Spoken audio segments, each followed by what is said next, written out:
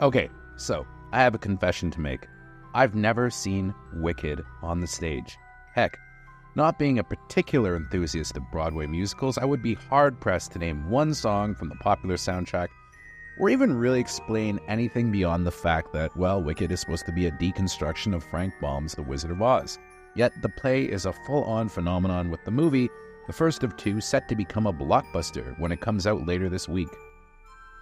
While some may raise eyebrows at the fact that, JoBlo maybe should have had a fan watch the movie instead, I'd wager that a huge chunk of our audience hasn't seen the play either, and is more interested in whether Wicked stands on its own as a film. While I admit that there were a handful of moments where I felt I was missing some kind of in-joke for fans of the play, overall I had a pretty good time with John Chu's Wicked Part 1. Certainly it's one of the better modern versions of The Wizard of Oz, with it far more entertaining than Sam Raimi's largely forgotten Oz the Great and Powerful. Does anybody remember that movie? I'm having a hard time myself, to be honest. Chu seems to have a knack for big screen movie musicals, with Universal clearly pumping a pretty penny into this, and it feels like the kind of big, broad fantasy epic which should be able to cross over beyond its core audience of Broadway enthusiasts. Cynthia Erivo is terrific as Elphaba, our future Wicked Witch of the West, who's an outcast in her family due to her green skin. She's sent to Shiz, which is kind of a magical university, to keep an eye on her paraplegic sister Nessa Rose, the future Wicked Witch of the East, only for her superior magical skills to earn her a scholarship. It's kind of like Hogwarts, but instead of all children, the students are all people in their seemingly mid to late 30s, which is a little bit hard to swallow, but hey, whatever, it's a movie. So, Elphaba winds up as roommates with Ariana Grande's Grande, the school's most popular student, who of course becomes the good witch. And while the two initially despise each other, their friendship blossoms over time. Both Erivo and Grande seem ideally cast, with the former expertly evoking both Elphaba's anguish at constantly being judged, but also her deep sense of empathy. Grande, who's a pop superstar, is quite funny as the prissy Glinda, but she also imbues her with a surprising amount of depth, making the two of them a pretty potent pairing.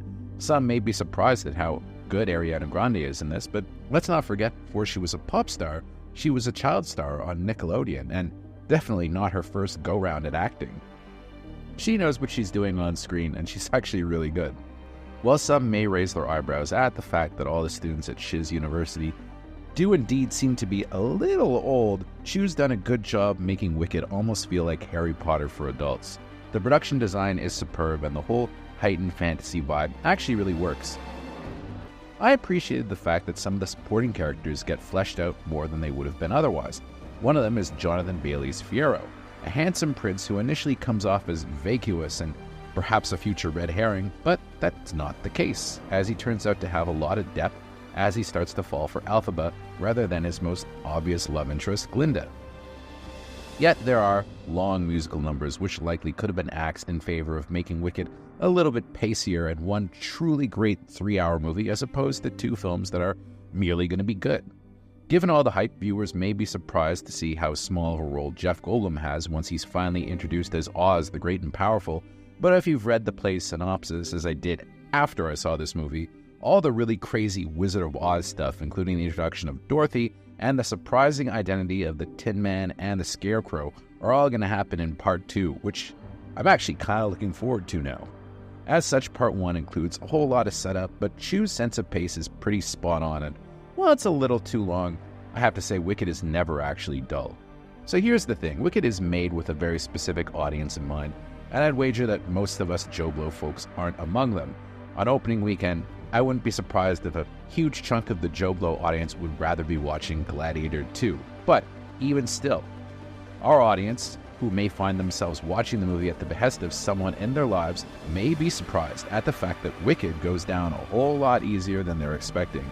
I had a surprisingly good time watching it, and I'm totally on board to watch Part 2 when it hits theaters next year, and I give this a pretty solid 7 out of 10.